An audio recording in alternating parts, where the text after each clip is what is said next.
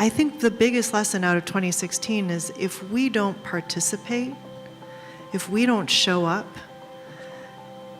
bad things happen. And we risk losing democracy itself, really. But I think the combination now of the complete paralysis in Washington, of the need for raising money and spending 4 hours every day raising money for the stupid campaigns where you're spending money on your ads, which are negative ads against other people, where that poison in the system is the money in our system, and we have to do something about it. The men and women that work at FEMA, they are the best. I love them to death. They work 24/7, away from their families. But the truth is that the system sometimes doesn't work to help them be successful. Red tape, as we call it.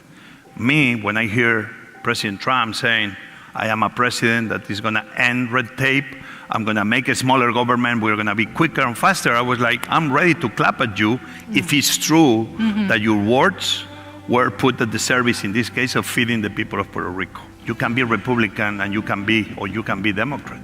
But to me, leadership is 51% empathy.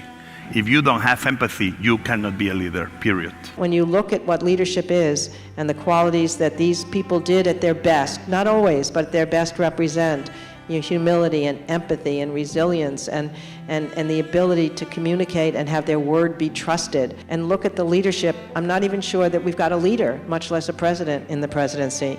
And that's the most important thing for us to look at now, is who we vote for has to become a leader. Even though we're facing unprecedented attacks and threats, we are also seeing unprecedented levels of activism and engagement, and that is the path to the future we deserve in this country. And it's not like we reach a benchmark and then we all get to go home and chill. It's actually an ongoing engagement that we have to have. When we go back every day with fresh food, we understand the real needs. We understand what's happening. We gather intelligence.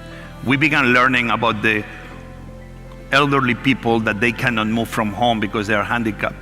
We began learning that they need blue tarps. We began learning that they need special medication. We began learning the things that the community needs. I learned that everybody in this room, anybody around the world, we all have the power to change the life of somebody by only showing up.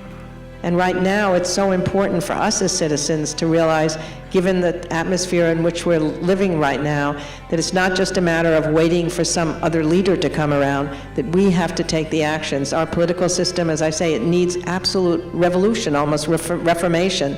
There's something not healthy about it, even before Mr. Trump came in. Yes, think about who we're electing and what that looks like and how to win in that context. But we also have to understand that that at the end of the day, it is really about us and what we do and the choice to keep doing it over and over again. Maybe this year will be different. Maybe there's lots of young people now. There's lots of women, more record-breaking women than ever before, people who'd never been in politics before, teachers and doctors getting into politics.